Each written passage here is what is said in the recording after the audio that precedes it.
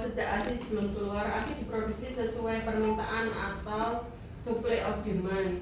Semakin sering bayi menyusu, bayi makin banyak, maka akan banyak yang diproduksi. Dan kalau bayi menghisap dengan benar, dengan perlekatan yang bagus, dengan posisi yang benar, posisi mulut bayi pada puting ibu membuat ibu menghisap dengan leluasa. Produksi ASI bisa dihasilkan sesuai dengan kebutuhan bayi. Jadi semakin sering bayi menyusui, semakin banyak ASI yang akan dihasilkan. Ya. ASI boleh, asal jangan sampai terjadi kontraksi di kehamilan. Jadi ketika postpartum lebih cepat menyusui lebih bagus. Makanya biasanya untuk postpartum yang bayi bugar kita melakukan IMD agar ASI cepat keluar untuk memancing ASI pertama yang akan keluar. Kemudian masalah dalam payudara, ada payudara bengkak atau bendungan ASI. Nah, di sini kita harus bisa membedakan antara payudara bengkak atau bendungan ASI.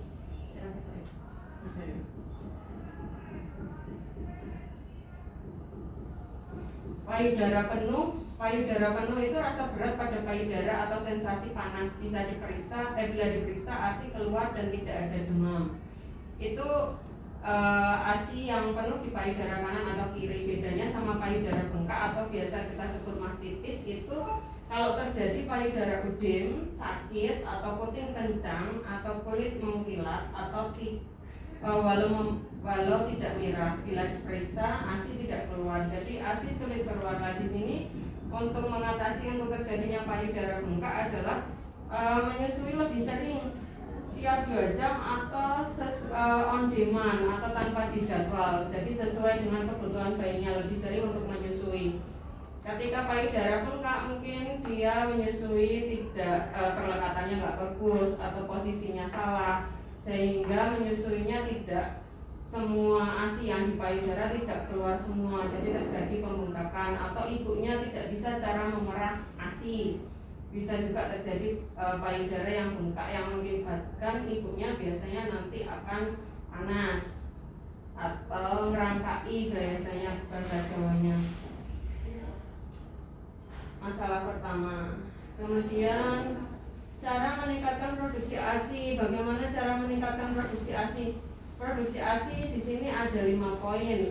Yang pertama adalah asupan nutrisi. Asupan nutrisi yang bagus akan meningkatkan produksi ASI yang dikeluarkan nantinya.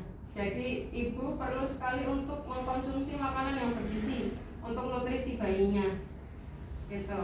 Jadi semakin banyak produksi suplemen makanan yang bergizi yang dimakan ibunya, asupan nutrisi yang akan ke bayinya, yang akan disusukan atau yang akan diperah akan makin banyak. Terus yang kedua adalah dukungan suami.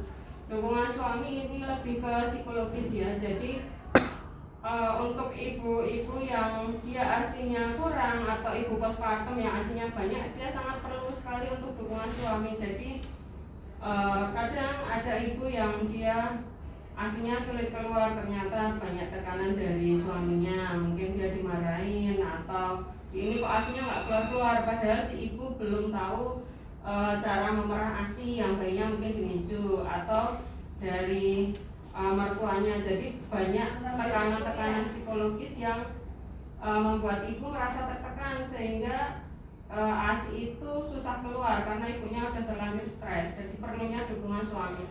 Terus istirahat. Yang ketiga adalah istirahat yang cukup atau istirahat yang cukup untuk ibu menyusui itu sangat diperlukan, karena ketika ibu kurang istirahat sehingga dia lelah atau capek akan menimbulkan stres. Sama, ini larinya ke psikologi ibu lagi. Jadi nanti ketika ibu stres maka akan produksi ASINya akan menurun atau tidak menjadi optimal lagi. Terus cara menyusui yang bagus adalah ketika perlekatan atau menyusuinya benar.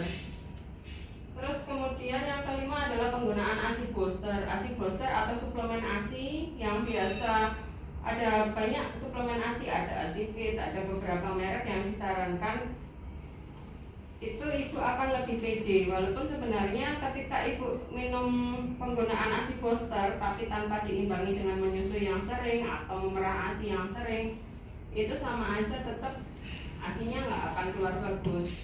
Jadi untuk meningkatkan produksi ASI salah satunya dengan penggunaan ASI booster yang membuat kepercayaan diri ibu lebih meningkat. Jadi dari 5 ini tetap diimbangi dengan perlekatan dan posisi yang menyusui yang bagus. Nah ini ya, perlekatan yang benar. Perlekatan yang benar adalah semua areola masuk ke mulut bayi, terutama yang bagian bawah harus masuk semua. Kalau yang perlekatannya salah, dia cuma di ujung puting aja.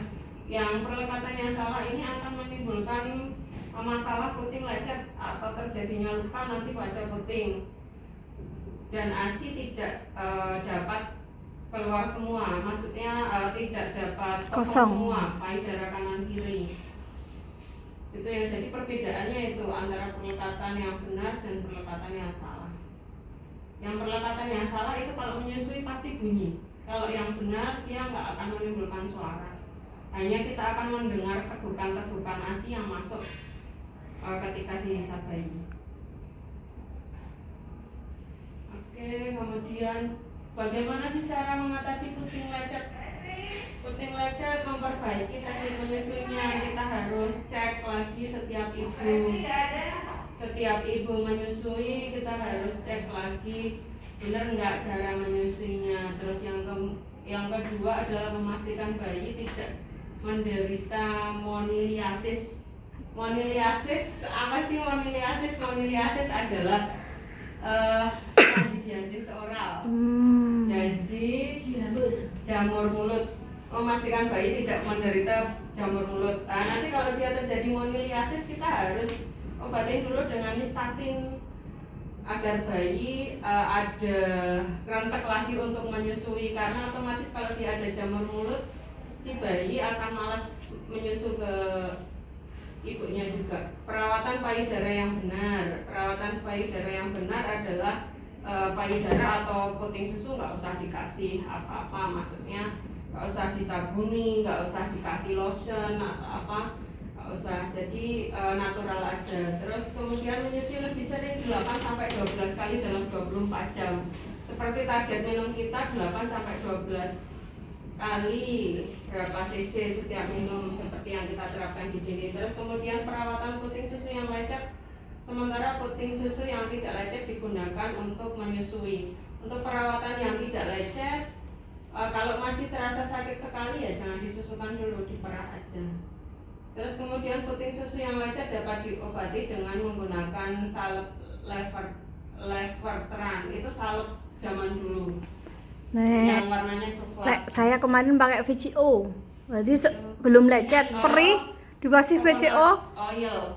Langsung hilang perih. Bisa, mau milen bisa. Atau minyak kelapa atau minyak goreng. Atau coconut oil. Kan makan nggak apa-apa. Minyak. Bimol ini minyak sawit, tadi minyak goreng rapopo ya. Sekarang disarankan minyak zaitun juga bisa.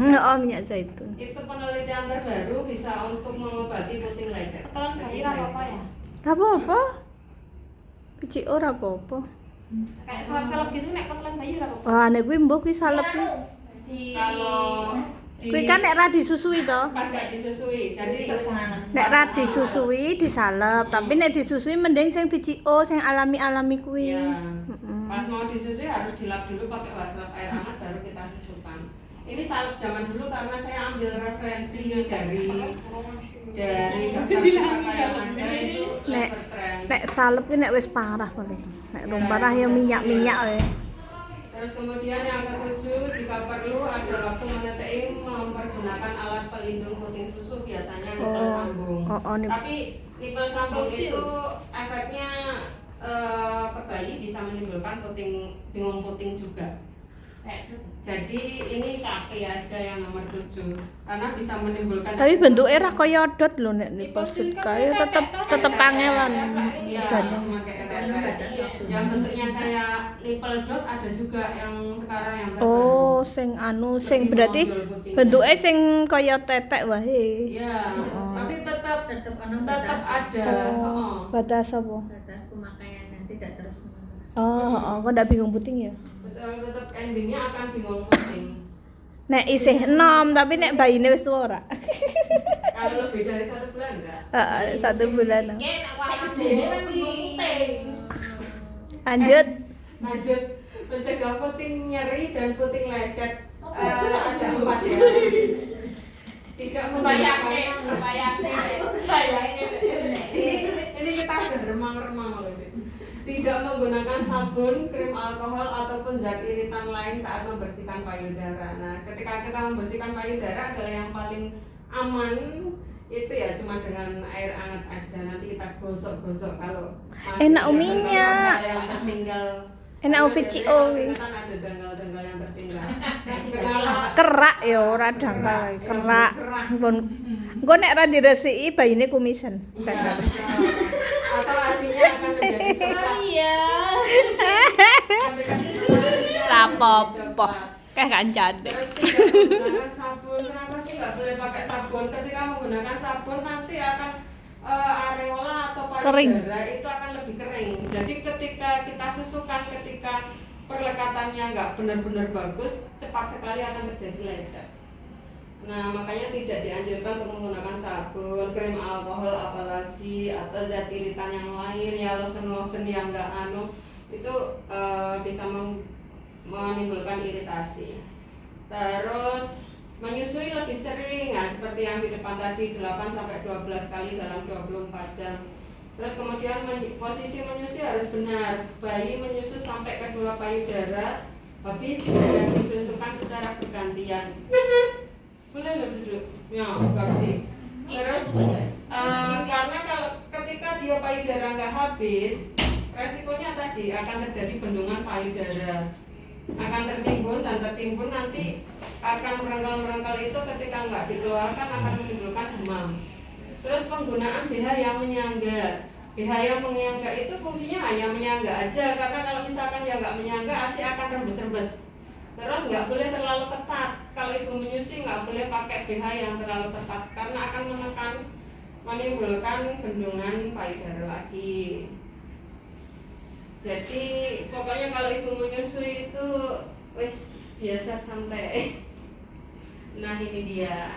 Ayo dipilih kelainan pada puting yang masuk ke dalam sehingga terhambat pembentukan ASI. Silakan pilih. Aku normal aku. Beberapa 4 jenis puting. Ada yang dia normal puting hanya menonjol sedikit, kemudian ada yang panjang yang dia memang seperti dot, dia lebih panjang. Ini yang paling nyaman buat bayi sebenarnya yang panjang.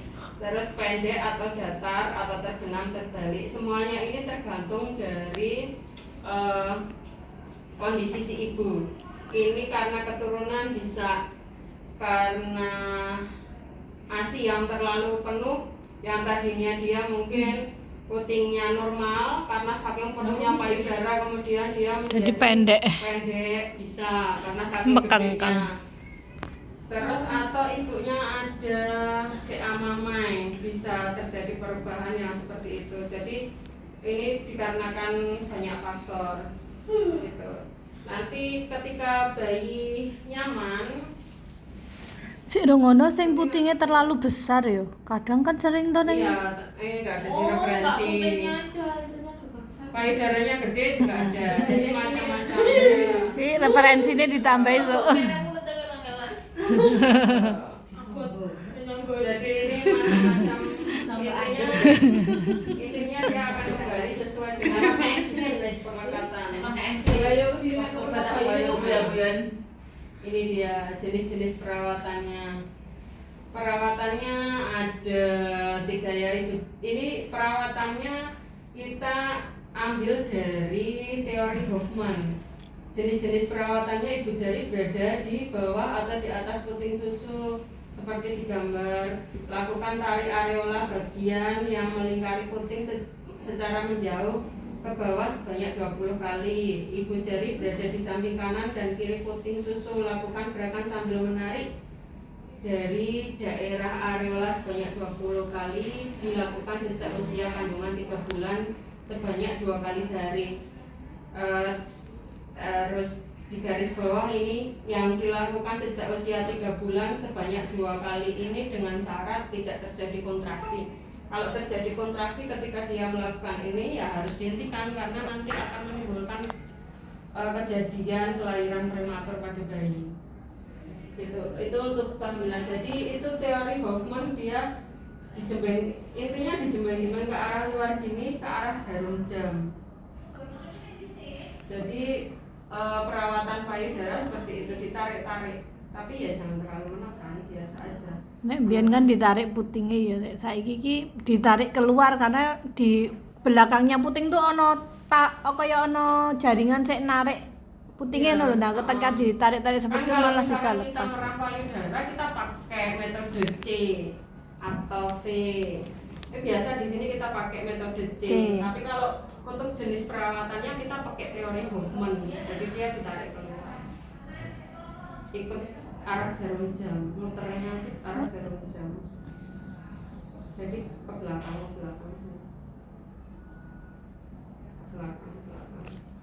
Itu sebanyak 20 kali. Kuwi untuk sik puting terbenam karo datar toh? Iya, betul, untuk puting terbenam atau datar.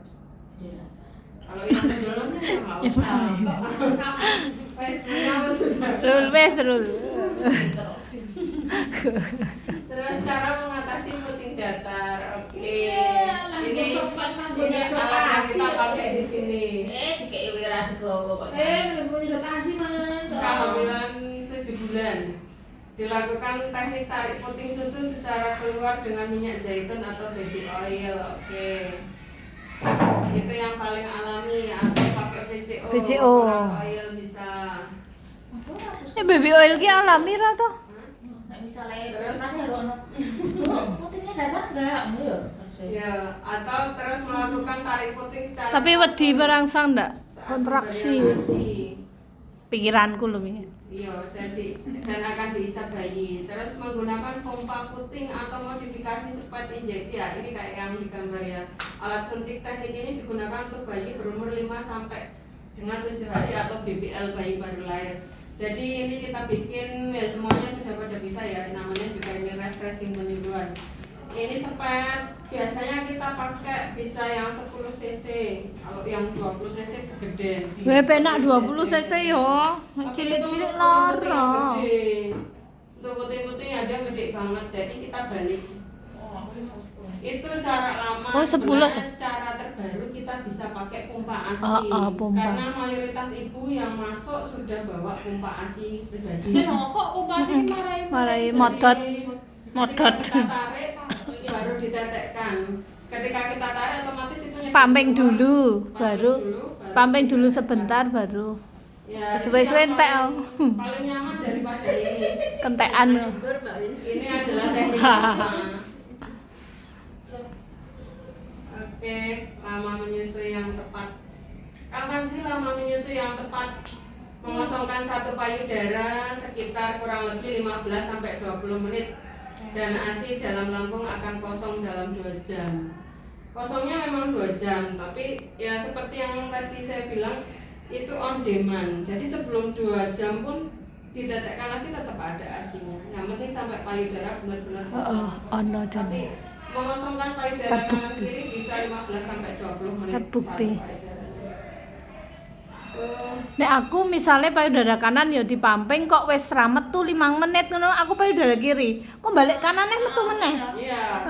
Atau kalau enggak gitu diistirahatkan 10 menit terus dipamping lagi ya. Iya. Karena dia ketika mamping sing kiri, sing kanan kuwi terangsang hormone. Jadi ora kanan kiri, oleh kanan kiri balik. Boleh tidak harus menunggu sampai penuh, boleh. Ternyata Karena- diistirahatkan sebentar terus dipamping. Kadang kita menyusui pun yang kanan tetes bisa. banyak ibu yang melakukan KNC seperti itu. Dari tadi yang kita omongin bolak-balik itu ya ini posisi dan perlekatan menyusui. Posisi dan perlekatan yang menyusui yang bagus yang seperti ini, bayi mudah memasukkan payudara dengan posisi yang tepat. ST-nya dipanggil ya. Coba sama. Maju yang tepat Ya, sama apa ya? Oh, sudah ya. Kongko belum kak sampo. Terus perlekatan bayi baik, menyusui aman, nyaman di bayinya, aman di ini, jadi tidak terjadi lecet, transfer ASI efektif, produksi ASI lancar, mencegah terjadinya komplikasi. Bayi tumbuh sehat, menyusui lancar.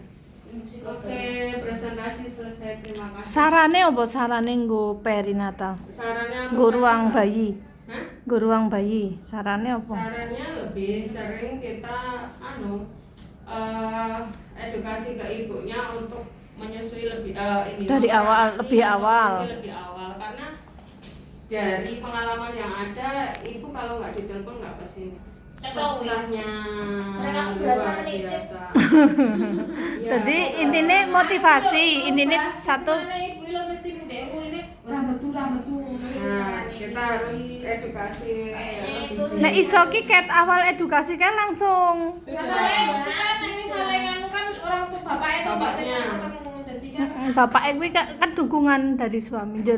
kan bapaknya Iya. VCO ki penting banget dan masalahnya aku ora lecet pun perih. Iya. Gue perih ora ada Karena, Win. Perih toh memang perih toh. Jadi memang ora lecet pun perih. kan? Ayo, wis matang. Yo, Ayo ada yang mau wis ditanya? mentang-mentang. Mbak, jadi